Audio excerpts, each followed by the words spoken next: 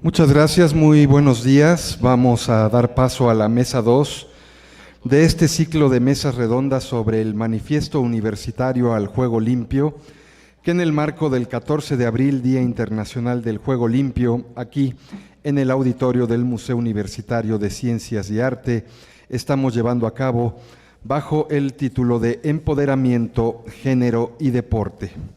La mesa número 2 lleva por título Más fuertes, más rápidas, corredoras rarámuris.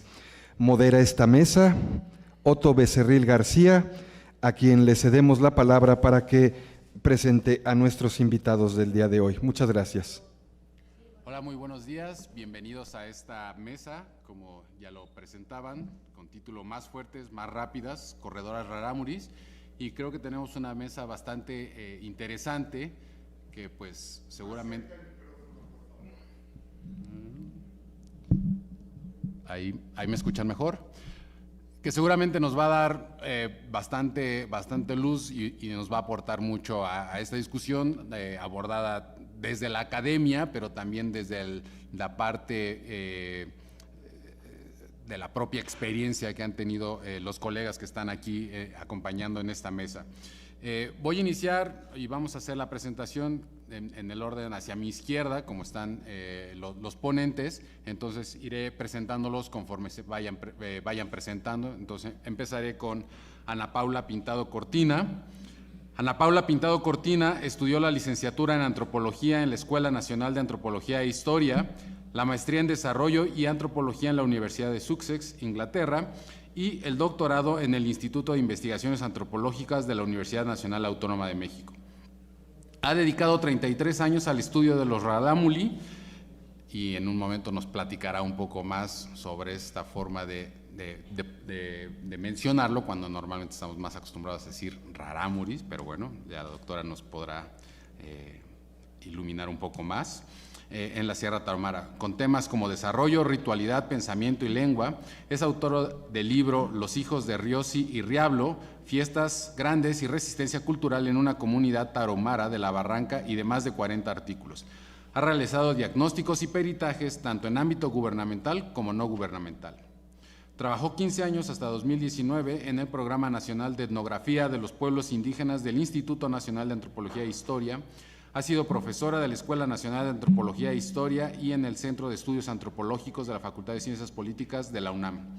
Su convicción de que el conocimiento antropológico debe ser difundido más allá de las esferas académicas la ha llevado a buscar nuevas herramientas. Así, realizó un documental de manera independiente llamado Entre Riosi y Riablo, que trata de su experiencia como antropóloga en el trabajo de campo.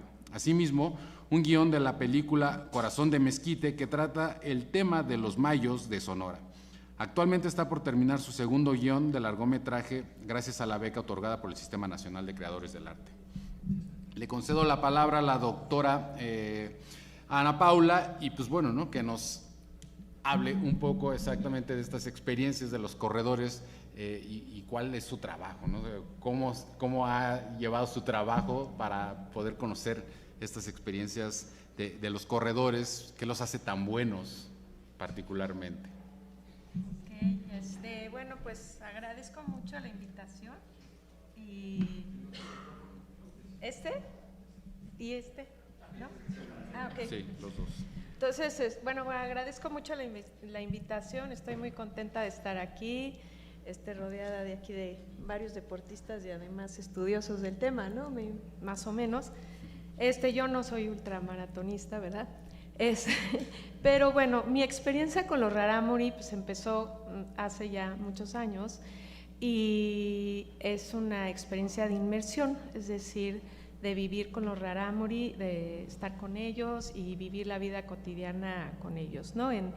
Cuando hice mi doctorado estuve 18 meses viviendo con los rarámuri en su casa, durmiendo en el suelo, sin luz eléctrica, sin agua potable, sin camas, sin sillas, sin mesas, nada de eso. Eso sí, me llevé una hamaca y ahí la colgué en unos arbolitos para poder descansar, porque claro, nuestro cuerpo, ¿no?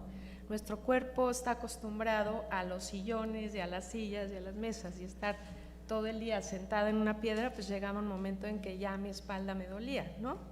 Entonces, así empezamos con la cuestión física de lo que implica ser un antropólogo que está viviendo con los rarámuri 24/7 en condiciones en las cuales no está uno acostumbrado. Ahí me di cuenta que el trabajo antropológico, es decir, el trabajo racional, el trabajo científico, abarcaba un 10% de mi tiempo y el 90% de mi tiempo era adaptarme físicamente al ambiente, ¿no?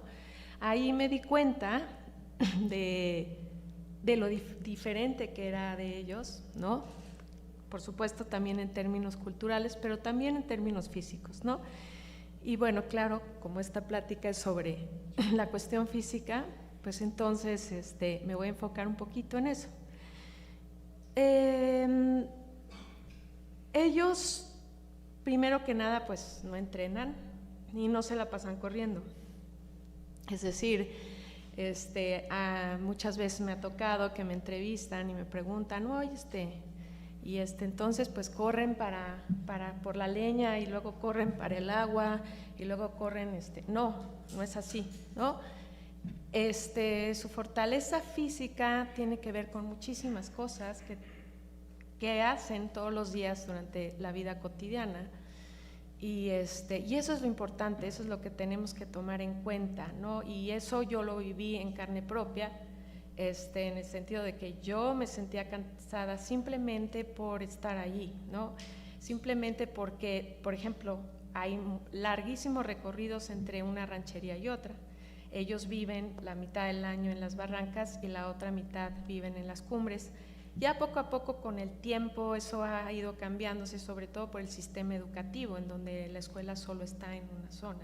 Pero de todas maneras la siembra, o sea, donde siembran, siempre está en dos regiones. ¿Por qué? Pues para tener, digamos, aprovechar ambos ecosistemas, un ecosistema de barranca y un ecosistema de cumbre, ¿no? Digamos, la diferencia es pinos y otro, y arriba y abajo son papayas, por decirlo de alguna manera, ¿no?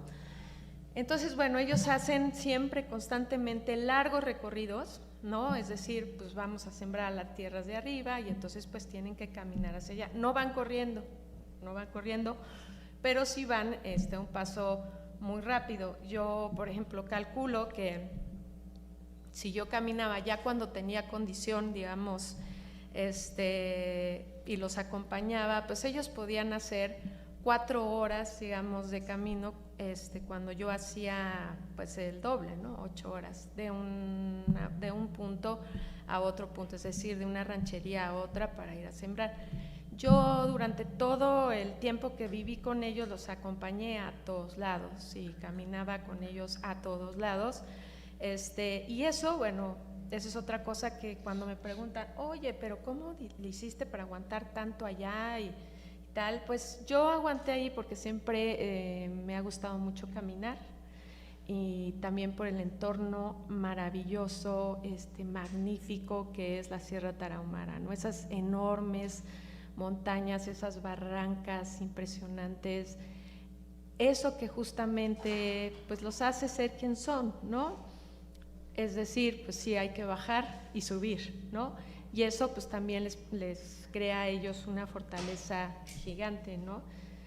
La contención, digamos, por ejemplo, de bajar esas bajadas. Me acuerdo que, por ejemplo, yo siempre que bajaba y que los quería seguir bajando, pues siempre me caía y me daba de sentones constantemente. Y entonces así, Patrocinio, un buen amigo mío, me dijo, a ver, vamos a ver cómo lo hacemos, ¿no? Entonces me trató de explicar cómo caminaban, ¿no? cómo bajaban. Dice, lo más importante es que tus pies no estén lo menos posible en el suelo, y son brincos, digamos, cortos, ¿no? En la bajada, porque además son bajadas, sobre todo en la barranca, donde las piedras pues se desprenden, ¿no? Y entonces pues ahí vas, ¿no? Y si uno da un paso, digamos, largo y contundente, pues entonces vamos derrapándonos, ¿no? En el camino. Por supuesto nunca logré hacerlo porque justamente implica mucha destreza y mucha contención y mucha fortaleza en las piernas, ¿no? De poder contener ese paso. Yo nunca lo logré, por supuesto, y sí, otra vez tuve críticas de ellos de cómo caminaba. Me acuerdo una vez que Valentín, otro amigo de la sierra, pues estaba hasta arriba, ¿no? de la montaña, y yo tenía que bajar esa montaña e ir a otra ranchería, que eran pues una caminata promedio como de 4 horas, 5 a mi paso, la de ellos pues 3 o 2:30. Entonces él me dijo, yo te voy a decir por dónde. Entonces yo iba bajando la bajada y él me veía desde arriba. Entonces, cada vez que me desviaban le decía, épale, ¿no? Por ahí no, para allá, ¿no? Entonces ya después pues fui a la comunidad, ya me regresé caminando yo sola, y llegando ahí me dice Valentín, es que caminas como chivita. O sea, así como, no es posible. O sea, no, te veo y estás, porque además pues como agachada con la mochila, digamos, totalmente lo opuesto a cómo se tiene que hacer, como lo hacen los rarámuri, que caminan muy erguidos, en fin, ¿no? Entonces, pues ese tipo de cosas también me hicieron a mí experimentar en mi propio cuerpo lo que es vivir en un entorno de ese tipo y lo que es adquirir ese tipo de fortaleza, que por supuesto no la tuve. Sí logré caminar mucho más rápido, sí logré subir las subidas un poquito más rápido de lo normal, de lo promedio que cualquier persona que sube ahí lo hace, menos los ultramaratonistas y los corredores, por supuesto. Y entonces, bueno, todo eso me entendí, ¿no? Entendí lo que es. Ahora, pues también podemos decir que ellos sí tienen 2 carreras tradicionales, ¿no? Que es el Rarajipa, que es la carrera de los hombres. Todavía tengo tiempo. Bueno, y la Arihueta, que es la carrera de las mujeres, ¿no? Y entonces esa carrera también es mucho de resistencia, ¿no? No tanto es de velocidad, y eso también es algo muy importante. Se trata de la resistencia, no de la velocidad. Y en esas carreras, pues el Rarajipa pues consiste en 2 equipos, ¿no? Cada equipo con una pelota, y empiezan a correr, ¿no? Y la carrera puede durar hasta 3 días aventando la pelota. Gana el equipo que termine pues normalmente termina con una persona, es decir, el que resiste más del equipo. Van cayendo, ¿no? Uno ya se cansó, entonces ya son 4, y luego ya son 3, luego ya son 2, hasta que termina uno, ¿no? Entonces el equipo que termina con por lo menos un corredor, pues ese es el que gana. También tiene términos cosmológicos muy importantes, ¿no? En el caso de la Arihueta, que ahorita les voy a explicar, en el caso de la Arihueta, pues también es una carrera de resistencia, y las mujeres avientan un aro con un palo, y también van corriendo igual a modo de resistencia, y también hay apuestas, ¿no? Y se apuestan, en ambas hay apuestas. En el caso de las mujeres apuestan faldas. Entonces cuando vas a una carrera es muy bonito ver todo este altero de bellísimas faldas multicolores que apuestan, ¿no? Entonces esa es la apuesta. Ahora es muy interesante, hablando como el tema es sobre la mujer, y es muy interesante decirles a ustedes que para los rarámuri la mujer es más fuerte que el hombre, ¿no? Y que la mujer de hecho tiene 4 almas, el hombre tiene 3 almas, y nosotros los mestizos, los que estamos aquí, tenemos solo 2, ¿no?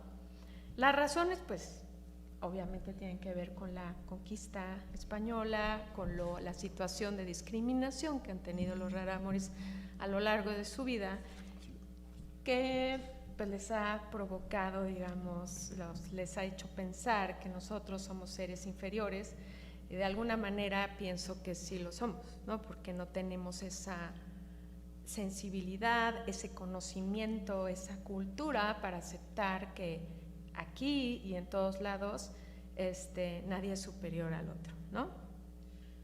En ese sentido, pues también para hablar un poco de la fortaleza rarámuri, que era la otra pregunta que pensé que podría ser interesante, podemos decir que una de las fortalezas que tiene el rarámuri es entender que en este mundo todos somos iguales, y que en este mundo también somos iguales que un árbol, que una flor, que un aguaje, o que un venado, ¿no? Y entonces eso les da también a ellos una paz, una manera de entender y de comprender lo que es la vida entre los rarámuri. Creo que a mí siempre me gusta hablar de esto en mis pláticas, porque creo que es bonito para que nosotros reflexionemos solo eso, no solamente son unos corredores impresionantes con una gran resistencia, sino también son seres con los cuales podemos aprender muchas cosas para ser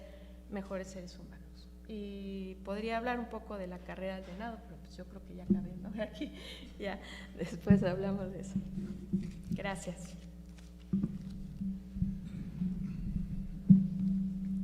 Pero de cualquier manera, si ustedes tienen alguna pregunta, igual supongo que también habrá preguntas para las personas que nos están siguiendo en línea. Si tienen alguna duda, pues anótenla y se la hacen llegar a la doctora.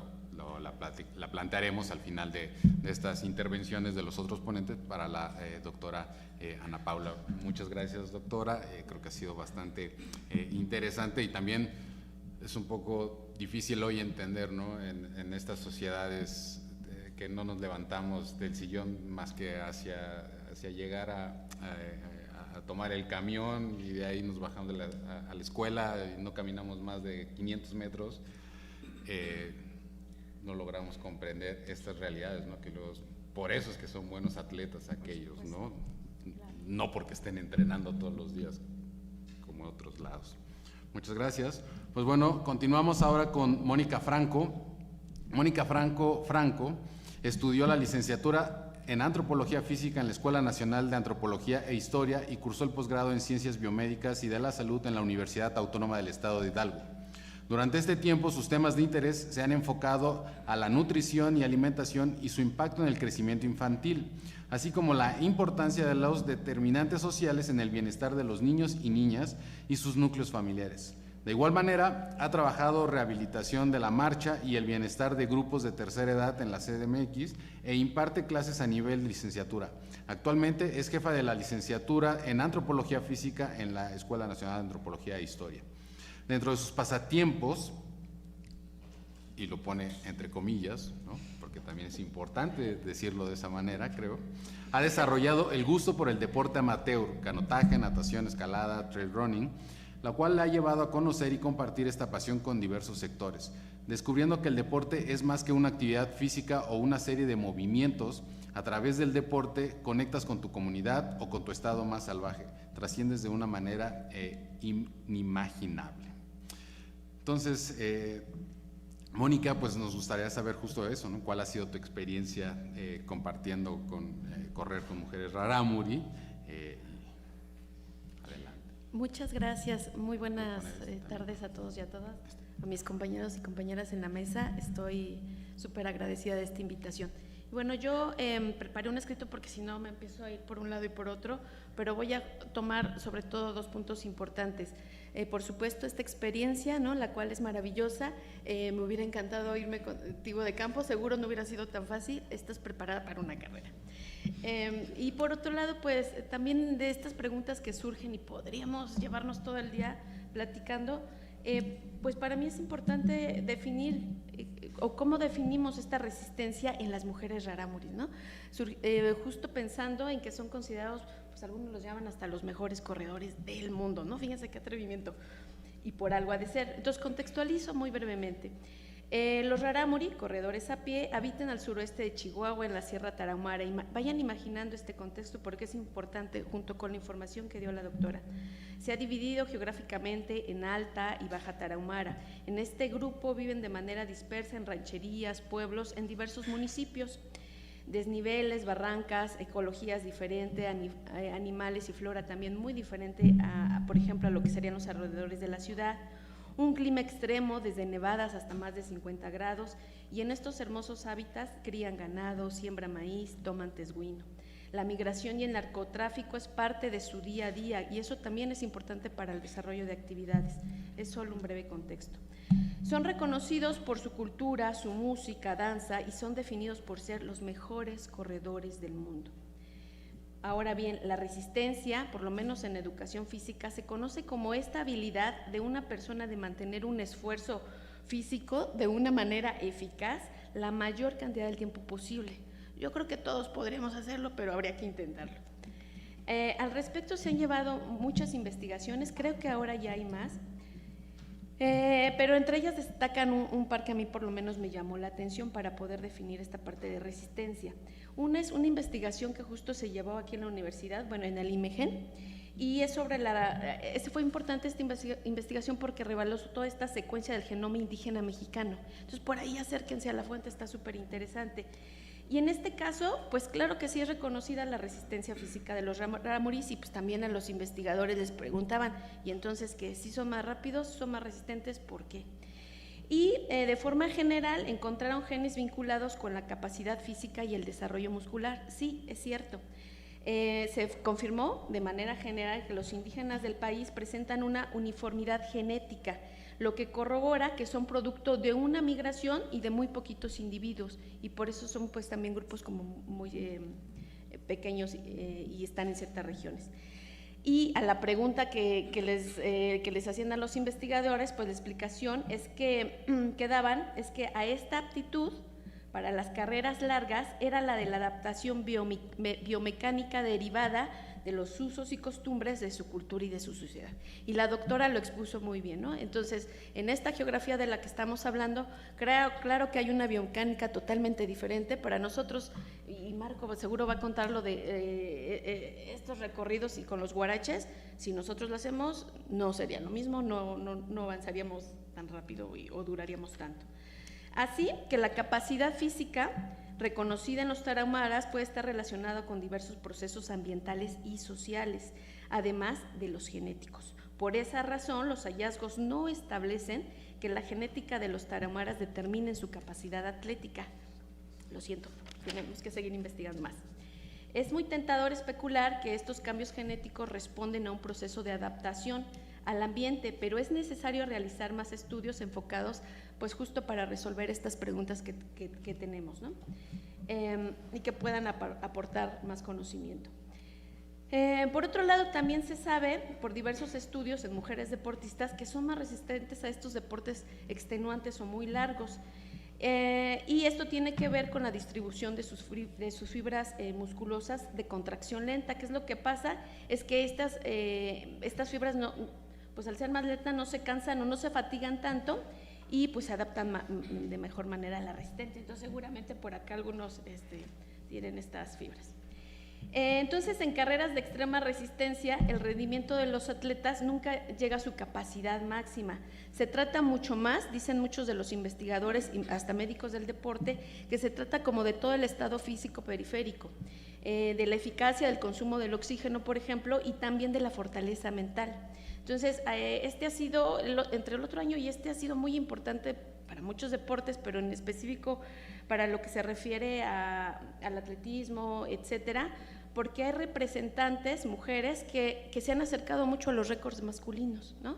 Entonces, por ejemplo, está Courtney Dauwalter, Jasmine Paris, por ejemplo, no me acuerdo la carrera, pero igual corrió 300 y tantos kilómetros y se detenía a amamantar a su bebé, ¿no? En el caso de Courtney, por ejemplo, el otro año ganó todas las carreras, ¿no? Es una mujer ejemplar. Y ellas estaban en los primeros lugares junto a los varones, ¿no? Entonces, también dicen ellas, entre mayor la distancia, ¿no? En este sentido, por ejemplo, carreras, ultradistancia, menor es la brecha entre hombres y mujeres, ya se ha hecho muy chiquita. Entonces, eso es súper importante. ¿Son más resistentes? Sí. Bueno, somos. Y por ahí una nota de una ciclista, Fiona Colviner, que dice, cuando pensamos en eventos de extremo rendimiento, una de las cosas más prevalentes son las emociones, ¿no? Es cierto, y quienes han hecho deportes que duran mucho tiempo, ay, caray, te fatigas, no duermes, no comes, ¿cómo resuelves todas esas emociones? Y las mujeres, al parecer, pues ha funcionado de una manera beneficiosa, y por eso también les ayuda a poder terminar estos procesos, ¿no? Las mismas corredoras u otras, habrá que ver con las mujeres rarámuris, pero sí platican anécdotas y de alguna manera, pues no, también me ha pasado, empiezas a ver cosas en los caminos, animales, entonces si imaginas un animal y te está siguiendo, corres más rápido, pero muchas otras cosas, ¿no?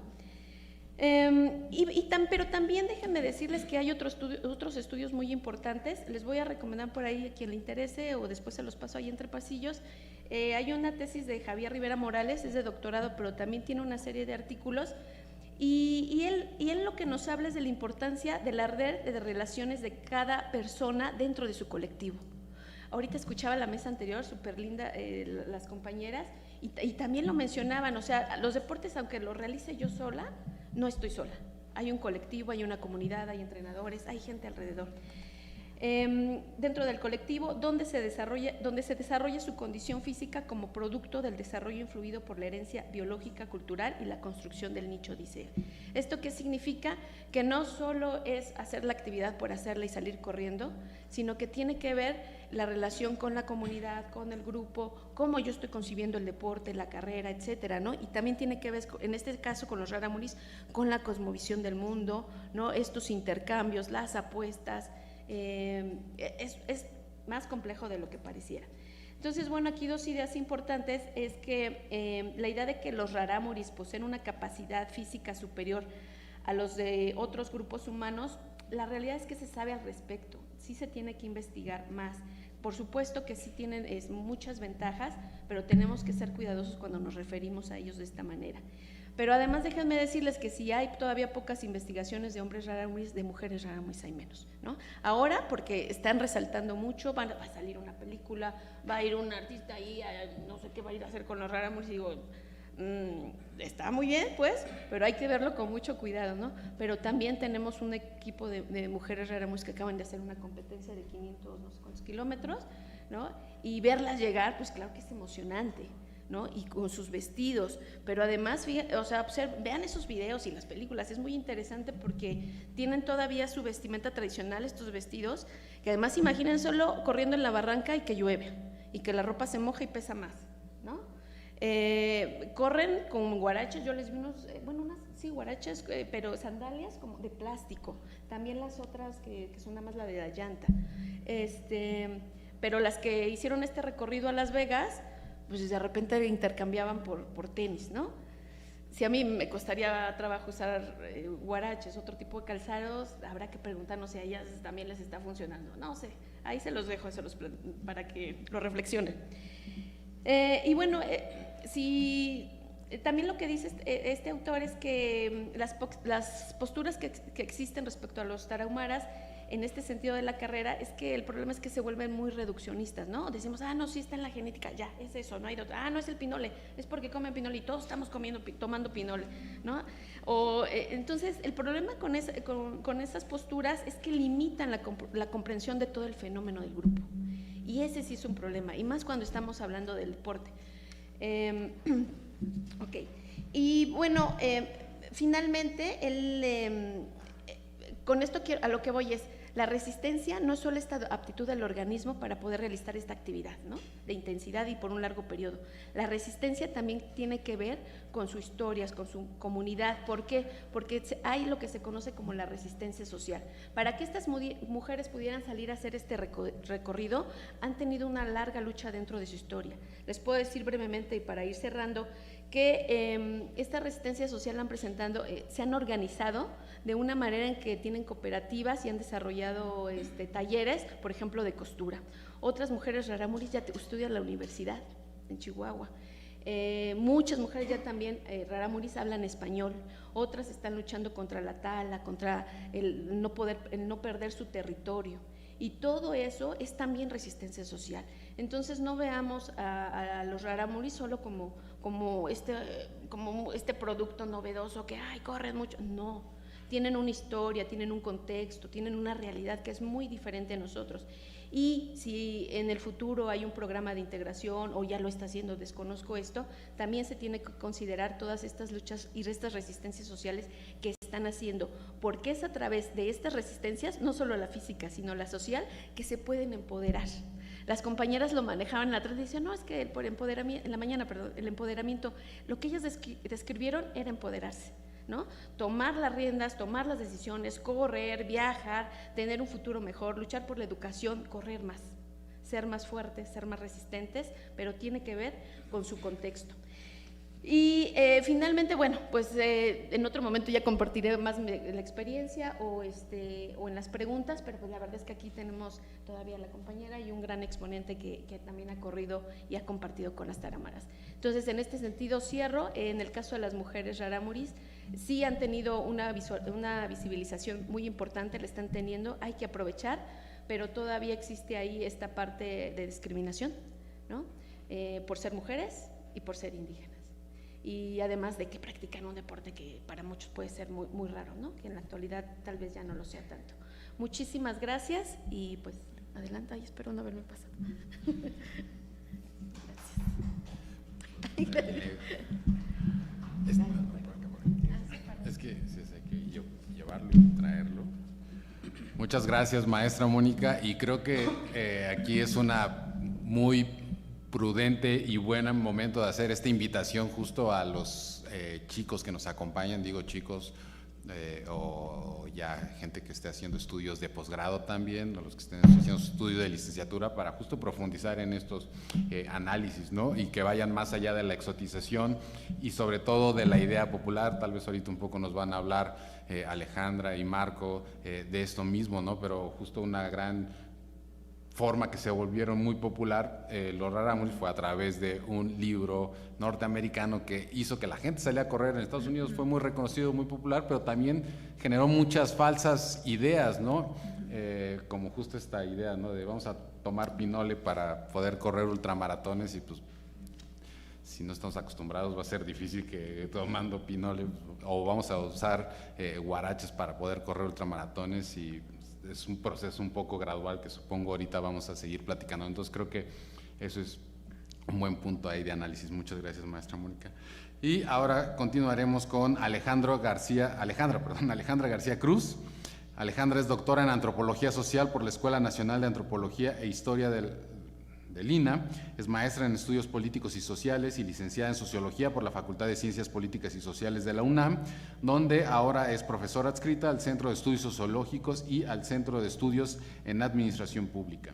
Sus líneas de investigación son Sociología y Antropología del Cuerpo y del Deporte, en las cuales destaca su especialización en los procesos identitarios y de subjetivación de atletas corredores y corredoras, así como en las técnicas corporales, ya sean deportistas y profesionales o amateurs. Durante su investigación de maestría se enfocó en el atletismo, en las pruebas de velocidad, medio fondo y fondo, y en el doctorado en las representaciones corporales dentro del running. De igual forma, ha colaborado en los siguientes proyectos de investigación: masculinidades y riesgo, deportes extremos urbanos, cuerpo, espacio público y subjetividad varonil, subalternidad, antagonismo y autonomía en los movimientos sociales, y el papel del derecho en el proceso de democratización en México. En la docencia se ha ocupado en formar estudiantes de sociología y antropología desde la perspectiva de género, con un enfoque crítico hacia los etnocentrismos, así como en la impartición de asignaturas en distintas disciplinas del área de ciencias sociales para la erradicación de la violencia hacia las mujeres, y en el trabajo de talleres dirigidos hacia trabajadores y trabajadoras para la sensibilización ante la violencia de género. Pues bueno, Alejandra, ¿qué nos puedes comentar justo de las mujeres rarámuri y particularmente de ellas como corredoras? Pues justamente yo tenía más bien como recuperando esta complejidad del fenómeno.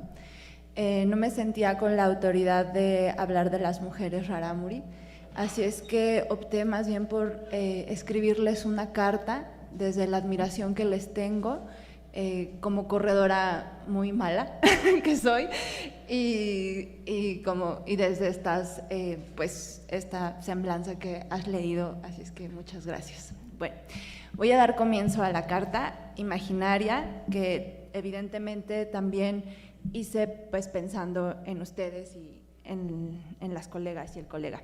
Bueno, queridas y admiradas corredoras rarámuri, queridas, les puedo decir queridas, Verónica, Yulisa, Isadora, Lucía, Argelia, Lorena, Juana y otras muchas más cuya historia no me ha llegado y no he hecho algo por conocer. Les escribo esta carta porque me han invitado al evento Más Rápidas, Más Fuertes, Corredoras Rarámuris, a propósito de la conmemoración del Día del Juego Limpio. Así que con ese pretexto decidí redactar esta carta para hacerles saber algunas de mis reflexiones a partir de la admiración que les tengo. Les cuento que mi primer impulso ante la invitación, lleno de entusiasmo, fue decir que sí. ¿Cómo decir que no si la primera parte del título coincide con el título de un fragmento de investigación centrada en el running y representaciones corporales? Bueno, no exactamente. La frase precisa es más rápido que. ¿Cómo decir que no si esta misma frase, seguida de algún otro sustantivo para evocar la superación, a su vez coincide con la primera parte de una campaña publicitaria de cierta empresa de artículos deportivos, que si digo va a parecer comercial? Por supuesto, entre estos tenis y otras prendas para correr que en realidad pocas veces les he visto usarlas.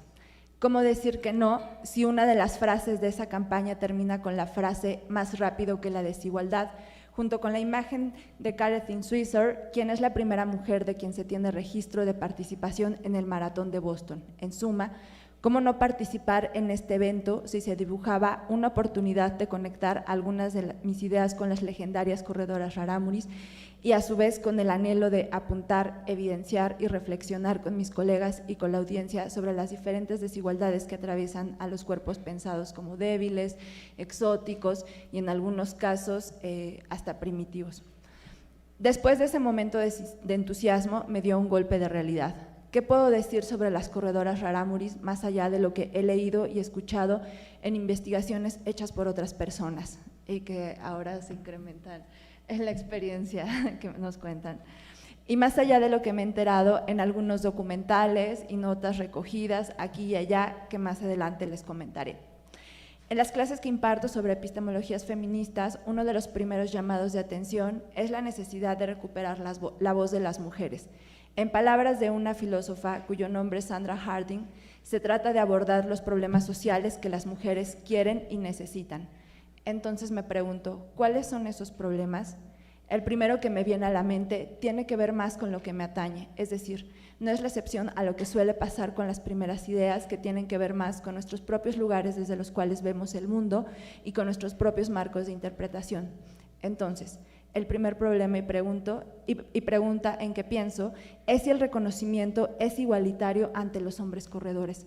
Seguramente esto lo han escuchado o se los han preguntado en más de una ocasión, pero apelo a su empatía. Verán, pertenezco a una cultura en la que frases como la de para ser mujer es muy rápida o muy fuerte pasan desapercibidas o son escuchadas con tal naturalidad que una termina por creer que las mujeres esencialmente somos lentas o débiles o poco resistentes. De tal forma que verlas, saber de ustedes, de sus proezas, debido a mi identificación de género, me emociona y me hace sentir orgullo, aunque sé que eso no me hace ni más rápida ni más fuerte, igual que a los varones que por más que reclamen para sí una superioridad física, están lejos de ser más fuertes o más rápidos que las atletas de diversas latitudes. Pero a veces no puedo evitar mimetizarme con los logros de aquellos o aquellas con quienes me identifico. Esto también lo escribo, lo digo, con un poco de rubor. ¿Saben? Hay una antropóloga de Nigeria, su nombre es Oyeronke Oyegumi, no sobra mencionar que no sé cómo pronunciar su nombre, quien asevera que en África, concretamente en grupos como el Igbo, la gente Ga, el Yoruba, entre otros, desde la antropología se impuso la categoría mujer. De hecho, el título de uno de sus libros es La invención de las mujeres, una perspectiva africana sobre los discursos occidentales de género. Ahí hace una fuerte crítica a quienes desde teorías occidentales vieron organización de género donde no la había. De hecho, uno de los tantos estudios que retoma para evidenciar esto es el de Claire Robertson, de quien recupera lo siguiente, y cito: antes de comenzar el trabajo de campo, no estaba particularmente interesada en el nexo causal de la economía o causa parecida, pero para el momento en el que intenté un sondeo inicial, la arrogante trascendencia de las actividades comerciales que permean cada aspecto de la vida de las mujeres me hizo reflexionar sobre los imperativos económicos. Y cuando llegó la hora de analizar a profundidad la información, las explicaciones económicas fueron a menudo las más convincentes. Comencé trabajando con mujeres, finalicé haciéndolo con comerciantes. Hasta ahí la cita. Así pues, a propósito de estas palabras, me pregunto si lo anterior tiene cabida. Por ejemplo, si en realidad, antes de preguntarme por los problemas de las mujeres, deba preguntarme por los de las corredoras, o por los de la gente que corre, o por las del grupo Rarámuri. lo que me recuerda un coloquio de antropología del juego y del deporte llevado a cabo en la Escuela Nacional de Antropología e Historia hace ya algunos años. Ahí una colega, no tuve cuidado de anotar su nombre, no sé, a lo mejor era alguna, a lo mejor eras tú, planteaba su investigación precisamente sobre las corredoras y nos explicaba que la concepción de las mujeres distaba de lo que en Occidente se entendía como femenino. De igual forma, me recuerda lo que alguna vez leí en un libro por demás conocido entre corredores y corredoras. Me refiero a Nacidos para correr, la historia de una tribu oculta, un grupo de superatletas y la mayor carrera de la historia, que también, pues, vaya nombre, ¿no? La lectura fue fascinante, pues yo empezaba a correr y comenzaba a desnaturalizar lo que podía o no hacer con mi cuerpo. El párrafo que quiero platicarles es el siguiente. Por supuesto, había una forma de que Fisher, un estadounidense que invitó o que llevó unos corredores rarámuri a un ultramaratón en Colorado, decía, había una forma en que Fisher aliviara la presión sobre el equipo tarahumara, podía mantener la boca cerrada. Nadie había mencionado el machismo tarahumara hasta que Fisher empezó a contarles acerca de él a los reporteros. Ellos no pierden contra mujeres, dijo, y no tienen pensado empezar ahora. Era una revelación fascinante, especialmente para los tarahumaras, que no hubieran tenido idea de qué estaba hablando. Hasta ahí la cita.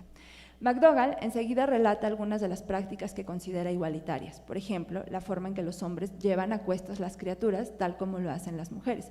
Y por supuesto que estas son respetadas como corredoras y además que a menudo realizan actividades durante la carrera que podrían ser consideradas como una suerte de combinación de capitán de equipo y jefas de apuestas. En fin, lo que quiero expresar es que muchas corredoras admiramos sus proezas en tanto que desafían las relaciones de género entendidas como relaciones de poder y eso, queridas, a muchas nos llena el corazón y nos refuerza el anhelo de igualdad. De hecho, les platico que una vez encontré un libro titulado 100 años de feminismo en Jalisco, una perspectiva desde los movimientos sociales, historia, economía, política y cultura de las mujeres. La portada era la fotografía a blanco y negro de una mujer corriendo en una pista. Me dio la impresión de que esta era de los años 20. Lo consideré así por el corte de cabello, el calzado y la pista, que hasta donde lograba percibir no era de tartán. Revisé rápidamente los títulos de los trabajos y no tenían que ver con la actividad de correr o algo parecido. Y sin embargo, ahí estaba esa fotografía que me invitaba a pensar los feminismos y las acciones de las mujeres como una carrera y como un anhelo de llegar a la meta. De igual forma, he encontrado dos imágenes evocando carreras, pero injustas, para señalar la desigualdad entre mujeres y hombres. La primera consiste en 4 hombres y una mujer antes de la línea de salida, solo que la línea de la mujer está antes que la de los hombres, de modo que se entiende que le costará llegar más a la meta. Y la segunda consiste en un video en el que los hombres van corriendo sin peso alguno y una mujer lo hace cargando una criatura, unas bolsas con alimentos y con tacones, de modo que llega en último lugar. Bueno, hoy que estamos aquí para conmemorar el Día Internacional del Juego Limpio, manifiesto, queridas, recurro a su desempeño y a estas imágenes para que pensemos el juego limpio como algo que trasciende, por ejemplo, al dopaje y que lo consideremos como un conjunto de relaciones, instituciones, prácticas y demás que procuren la posibilidad de justicia en todo sentido. En la línea de salida, sí, pero también en lo que llevamos a cuestas en las competiciones y, por supuesto, en el reconocimiento. Que este sea en todo momento para todos, todas y todes y que no sea necesario ni que seamos las más rápidas ni las más fuertes para obtenerlo. Por último, y espero no aburrirles, quiero contarles que hace unas semanas vi el filme 42.195 que narra la historia de 5 mujeres. Verónica, ahí conocí tu trayectoria y algunas de las cosas que has enfrentado, incluido tener que emigrar y cómo has logrado correr y que al mismo tiempo esto te ha ayudado en todo sentido. Ahí Verónica relata que en realidad pues le es bastante difícil correr con las sandalias, ¿no? Y entonces yo creo que es importante retomar estos cuestionamientos. Bueno, tú corre, no importa lo que diga la gente, aseveras en esa película. Bueno, pues les cuento que además me quedo con la frase de la corredora de Kenia, Rabi, quien inicia diciendo, en la vida puedes ir más rápido si vas sola, pero si queremos ir lejos tenemos que ir juntas, pues es así como me imagino el juego limpio y en algún momento me gustaría saber cómo lo imaginan ustedes. Las abrazo y las felicito para despedirme. Hasta pronto, Alejandra. Bueno, espero que les haya gustado y que no les haya gustado. En esta competencia, como gana el último que quede, cuando yo ya no pude seguir en la siguiente vuelta, pues el que sí salió fue el tío de Verónica, Reyes Atebó. Entonces él ganó esa carrera con 66 horas, ¿no? Entonces he bebido en carne propia la resistencia de los rarámuris, ¿no? Y la verdad es que yo los admiro, como ultramaratonista que soy, yo admiro a los rarámuris, a tal grado que en el 2020 fue cuando tuve la primera experiencia fuerte de correr con ellos, ¿no? A alto nivel, a gran nivel. Y ahí fue donde en ese entonces también me invitaron a mí a formar parte del equipo mexicano con guaraches rarámuri, el clásico guarache de suela de llanta y correa de cuero. Y yo los veía cuando me iban superando en el circuito, porque igualmente era un circuito de 6.7 y había que repetirlo hora tras hora, hora tras hora.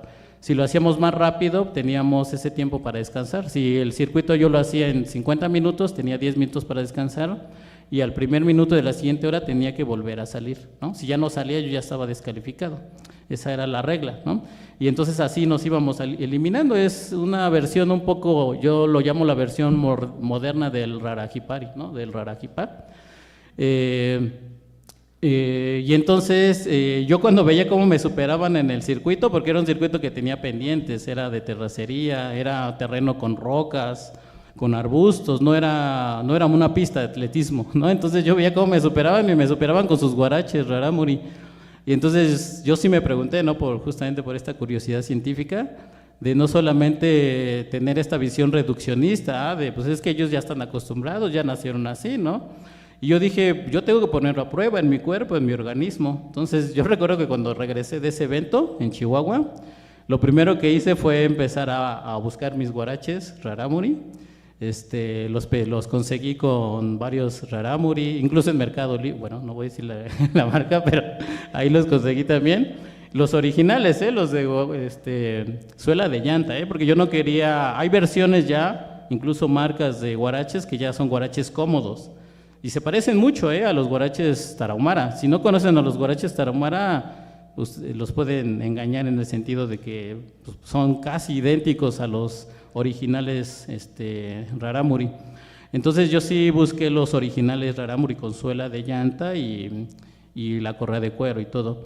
Entonces ahí jugué y empecé a jugar con el tamaño de la suela, con la medida del pie, el tipo de correa, eso también es muy importante, dónde van posicionados los 3 agujeritos en la suela de llanta. No, entonces es increíble cómo es correr con esos guaraches. Cualquier detallito ahí te puede provocar que te lastimes muchísimo el pie. Entonces yo en esas pruebas, pues me llevé 3 meses en que mis pies quedaron lacerados, ¿no? Llenos de ampollas, con rosaduras. Pero es el espíritu, yo siempre lo digo, es el espíritu de superarse, ¿no? Yo como ultramaratonista, pues yo dije, eso no me va a detener, ¿no? Entonces yo recuerdo que ya cuando me decidí a hacer este reto, que lo comenta el doctor Otto, yo lo pensaba, ¿no? Si me lanzo a hacer este reto, porque era un reto de correr 50 kilómetros de un jalón, de un tirón, ya sea sábado o domingo, en menos de 6 horas cada ultramaratón de 50 kilómetros y con los guaraches rarámuri, que es el ingrediente esencial, que fuera con los guaraches. Yo lo pensé mucho y ya cuando sentí que podía hacerlo, lancé mi convocatoria y invité a muchísimos corredores. La gran sorpresa que me llevé es que muchísimos corredores de todo el país se sumaron a ese reto. Obviamente ellos no corriendo con guaraches, ellos con los tenis, ¿no? Normales, pero yo sí, mi reto era correr esos 50 kilómetros cada fin de semana con guaraches rarámuri. Y entonces, al iniciar mi reto me costó muchísimo, muchísimo. Yo me acuerdo que me paraba a los 30, 35 kilómetros a curarme los pies, ¿no? Con vaselina, con óxido de zinc, me curaba mis pies. Me tomaba 5 o 10 minutos y otra vez a seguir porque tenía límite de tiempo de 6 horas, ¿no? Yo me lo autoimponía ese límite de tiempo. A tal grado que ya cuando llevaba como 6, más o menos yo calculo 6, 7 ultramaratones, ya me empecé a adaptar muy bien.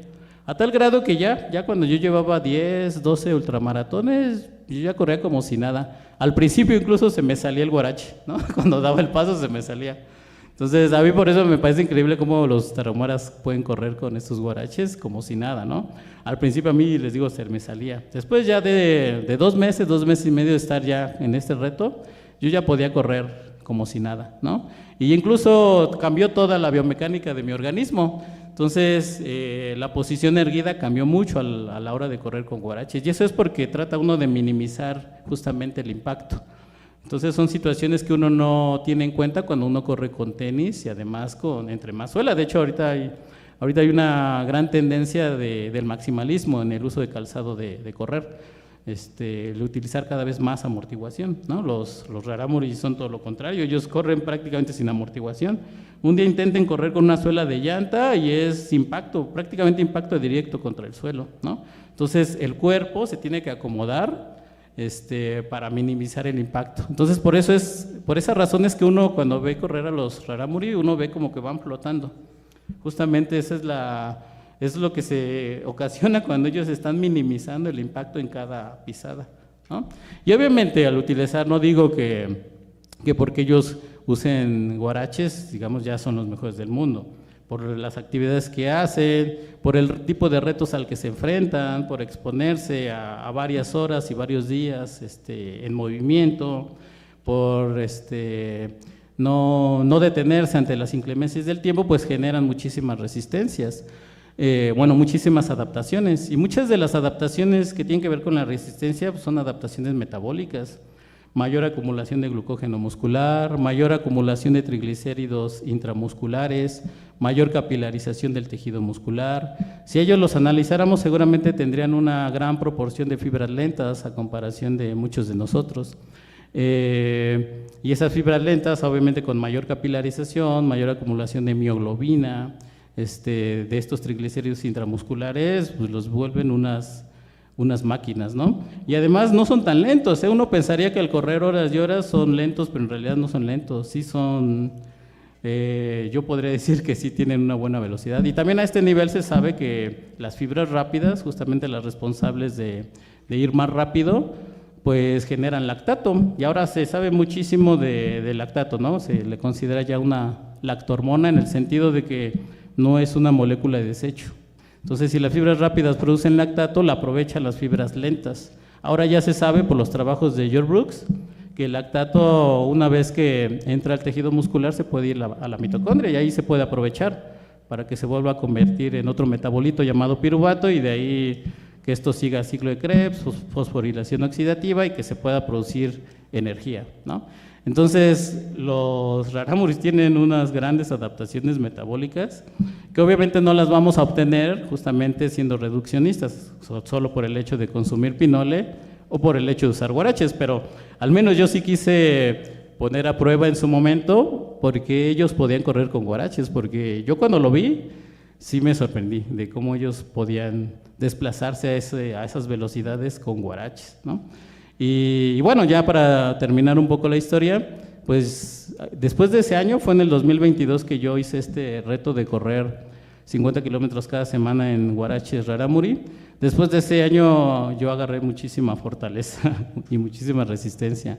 Ese año me fue muy bien. Entonces ese año de hecho fue, bueno, posterior a este año de correr con guaraches, fue cuando corrí justamente con el tío de Verónica, ¿no? Con Reyes Ateboy, y llegué a la final en el equipo mexicano, pero ellos son rarámuris, y eso tengo que decirlo, ¿no? Entonces, sin embargo, yo no me detengo por eso, ¿no? Creo que entrenando bien, alimentándose bien, creo que uno puede llegar a los niveles al que ellos corren, ¿no?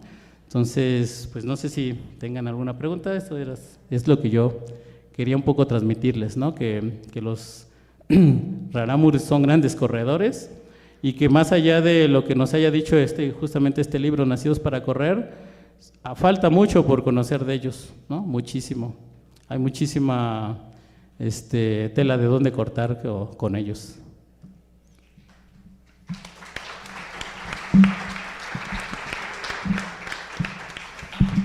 Muchas gracias, doctor Marco, y creo que aquí cabe recordar esa breve reflexión que hacía Lorena Hernández, una de las ultramaratonistas rarámuri más populares, ¿no? Que se han vuelto más populares, pues todas son muy famosos, pero ella se ha vuelto particularmente famosa, ¿no? Y en un documental que probablemente algunos de ustedes hayan visto, si no está ahí en Netflix, ¿no? La de los pies ligeros se llama, y cómo al final se gana o le quieren dar un patrocinio de la marca Salomon, y dice, ¿para qué los utilizo estos si siempre les gano a todas las que los traen? Ellas quedan atrás de mí, entonces no tiene ningún sentido que yo utilice esos zapatos, ¿no? Entonces creo que habla muy bien de justo esto que nos señalaba Marco. Pues bueno, no sé si alguien tengamos preguntas aquí en el público o haya preguntas en línea o alguna cuestión o algo más. Ok, ¿alguien tiene alguna duda, algún comentario, alguna participación? ¿Algo? Bueno, si no es así, entonces les voy a dar un par de minutitos a cada uno de los ponentes para que den una reflexión final y con eso terminemos esta ponencia. Entonces iniciamos de izquierda a derecha. ¿En serio no tienen preguntas? A ver, sí, hay una.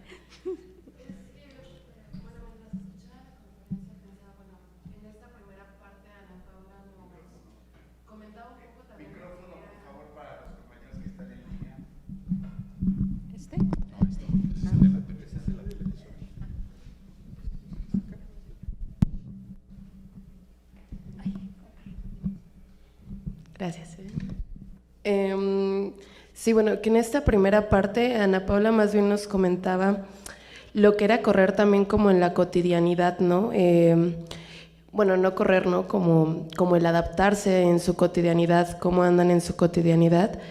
Y cuando escuchaba las exposiciones de Alejandra y Marco, pensaba más bien que también era un correr muchísimo más profesionalizado, ¿no? De ir a maratones, ¿no? Que yo considero, ¿no? que es diferente al ese andar cotidiano, ¿no? Y pues sí me quedé como preguntándome si esa profesionalización al correr, ¿no? Ahora en un maratón, ahora pues también ya como una forma de vida deportiva, ¿no? Diferente a la cotidianidad rarámuri.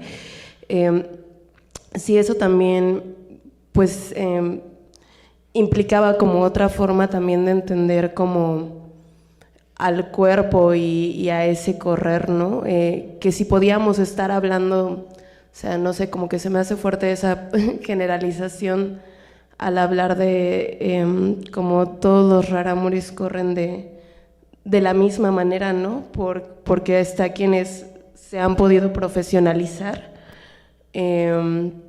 a partir como pues sí de estar haciendo estos juegos, y quienes están en su vida diaria más bien en este andar, ¿no? O sea, hablaríamos ahí de no sé, de formas de correr diferente también, de formas de utilizar el cuerpo diferente. No sé, como que me quedé pensando en estos dos lugares, ¿no? De profesionalización ya y de la vida cotidiana. Y pues ya, o sea, como que creo que esa es mi duda. No sé si la externé muy bien, pero eso.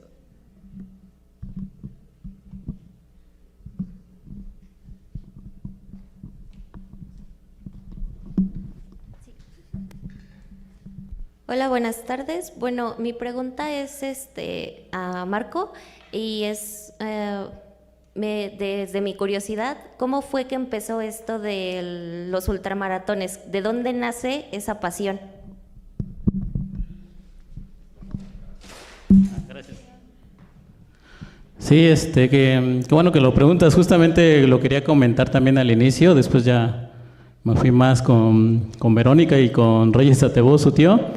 Pero mi primer ultramaratón fue, bueno, que yo considero primer ultramaratón, fue una carrera de 100 kilómetros y justamente fue en Huachochi, allá en Chihuahua.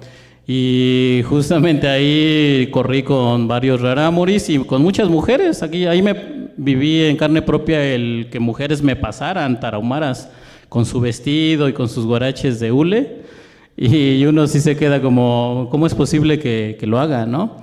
Pero era mi primer ultramaratón, de hecho lo corrí casi sin planearlo, fue más por una curiosidad de si yo, bueno, para también resolver el contestar internamente si yo podía correr una distancia de esa magnitud, ¿no? Porque yo en ese momento consideraba que correr 100 kilómetros, no sé, piensen cuánto les llevaría a ustedes desplazarse 100 kilómetros, todo un día quizá, ¿no? Si nada más lo planean caminando rápido, quizá todo un día en movimiento. Entonces, para mí me parecía una distancia brutal 100 kilómetros. Entonces, yo a lo más que había corrido eran 42 kilómetros, el maratón, por ahí había corrido una carrera de 50 kilómetros, pero pensar en 100 kilómetros era para mí una brutalidad, así lo digo, así lo pensaba, para mí es algo brutal.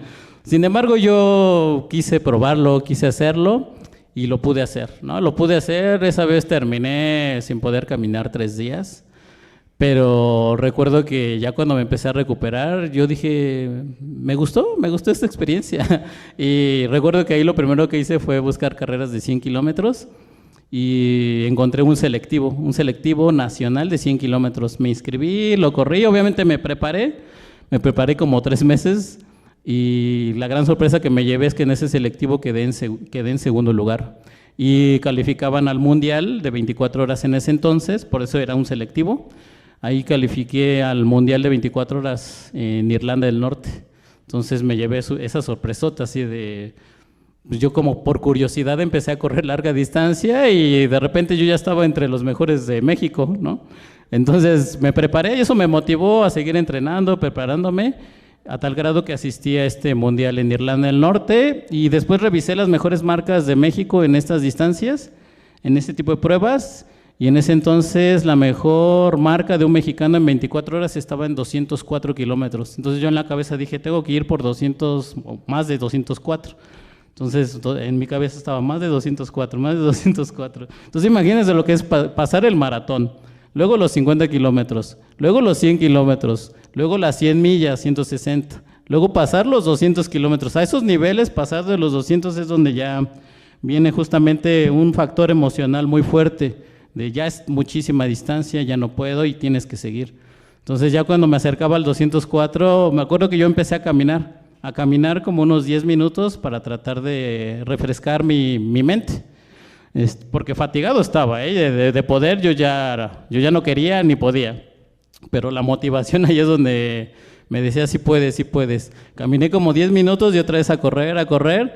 Y ya cuando yo estaba cerca de los 206, 207, hasta corrí con más ganas. No, pasa mucho eso en el ultramaratón. El ultramaratón o la carrera de larga distancia es muy emocional.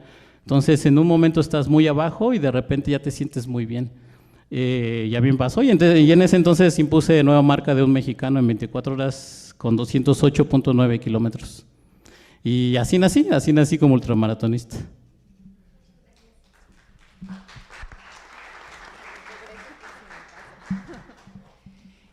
Bueno, yo voy a retomar la pregunta. ¿Me recuerdas tu nombre?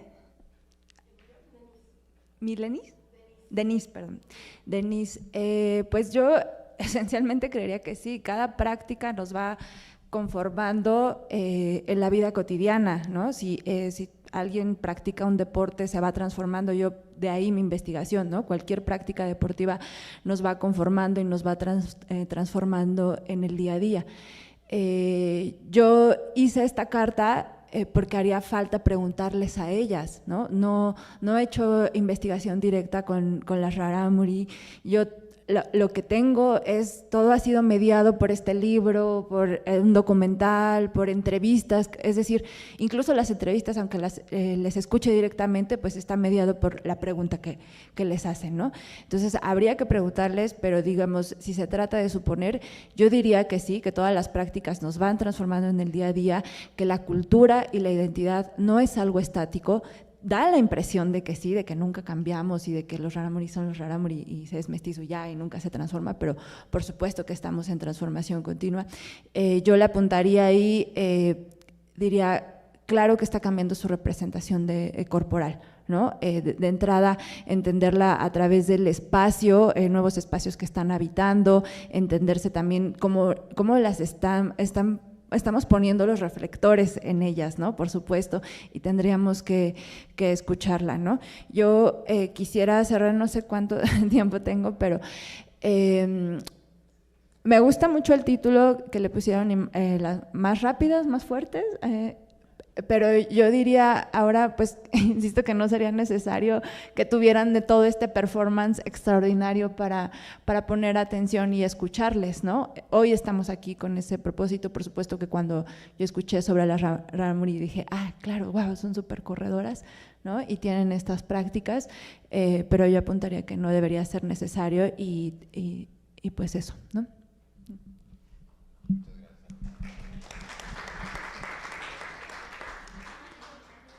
Voy a ser muy breve. Fíjate que tengo la misma duda que tú. Tal vez no te conteste.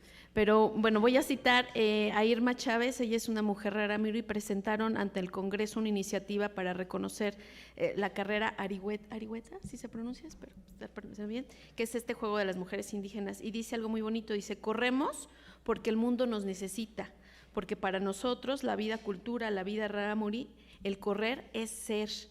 El correr es sentir, es nuestra forma de vivir, es nuestra forma de sentir la vida, nuestra identidad.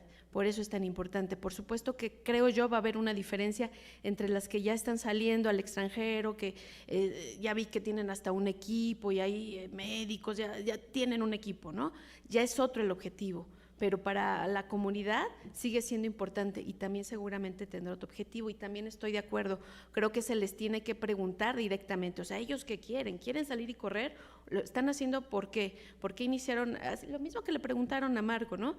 Porque creo que sí se tiene que considerar, sobre todo en estos grupos, la multiculturalidad, ¿no? Para crear programas, para podernos acercar diferente, no para cambiarlos, no para integrarlos, por favor, para poderlo hacer desde sus propios términos. Gracias.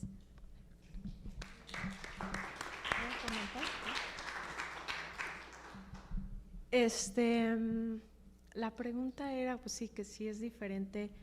La arihueta, por ejemplo, para poner un ejemplo, la arihueta y el rarajipa se hacen justo en una temporada muy específica y la idea de esas carreras es regresar al sol. O sea, es en la temporada de diciembre, bueno, de noviembre, diciembre, enero y febrero, que es cuando el sol está en el extremo norte, ¿no? Entonces, ellos lo que dicen es que con la carrera el sol, ayudan al sol a regresar, y de hecho también hay otro ritual muy interesante que se hace en el templo donde están evocando al sol, se suben, por ejemplo, están danzando y se suben encima otros en los hombros y empiezan a danzar y a hacer gestos que tienen que ver con el sol. En ese sentido, otra cosa que es muy importante tomar en cuenta pues son las danzas, ¿no? Las danzas son una prueba de resistencia, es decir, por ejemplo, los pascoleros, pues normalmente los que danzan pascol son los que van a correr estas largas carreras. Por otro lado, por supuesto que la idea de ir a correr no tiene nada que ver con su cosmovisión, es decir, correr ultramaratones ya es otra cosa para ellos, es otro concepto y otra realidad, y más que nada pues también lo hacen por supervivencia, ¿no? Es decir, les gusta correr y saben que si ganan van a ganar un dinero, ¿no? Y eso también hay que verlo como algo, o sea, no ver a los rarámuri como hay estos seres cosmogónicos o esos seres del pasado donde todo lo hacen por una ritualidad y por una cosmovisión. También lo hacen por una cuestión pragmática, que es justo pues ganar la carrera. Hay un artículo muy interesante, nada más para terminar, de un corredor, no sé si se acuerdan de esa vez cuando se canceló la carrera porque hubo un enfrentamiento del narcotráfico en Urique. Entonces hay un artículo muy interesante de un corredor donde dice que todos los corredores norteamericanos, todos los corredores extranjeros se fueron y los únicos que se quedaron a correr fueron los rarámuri. Ya hace toda una reflexión sobre eso y al final él ya no se quiso ir, sino quiso ser solidario con los rarámuri, y eso es otra cosa que hay que reflexionar mucho, que yo observé también en esta carrera, cómo hay una folclorización, una fetichización del rarámuri como este ser ahí, ¿no? Y que se acercan a los rarámuri pero desde una perspectiva como de esa, no como un ser humano. Los rarámuris se quedaron a correr, los rarámuris terminaron la carrera. Y más allá de lo que fue una cuestión como de apoyo entre ellos o lo que sea, también es por una cuestión económica, ¿no? Y eso es importante también tomarlo en cuenta. Muchas gracias a todos. Y bueno, sí, claro, al final hay que seguirlo discutiendo, ¿no? Hay muchos significados, ¿no? Muchos significados en el propio sentido de correr, ¿no? Para cada uno de nosotros lo podremos hacer y tendrá un significado. Y lo mismo para los rarámuris, ¿no? Dentro de la propia comunidad hay distintos significados para cada uno de ellos. Claro que están acompañados de una historia colectiva, pero también tienen unas realidades individuales muy particulares, ¿no? Y que eso es lo que los va a llevar. Entonces, pues justo, ¿no? Lo que preguntaba Alejandra, lo que decía Alejandra y se preguntaba, habría que preguntárselos, ¿no? Entonces, pues ojalá pronto podamos platicar con alguien, con algunos, con varias de ellas en este espacio que sin duda es el ideal. Pues muchas gracias a todos los ponentes y pues muchas gracias a ustedes, sigan por acá.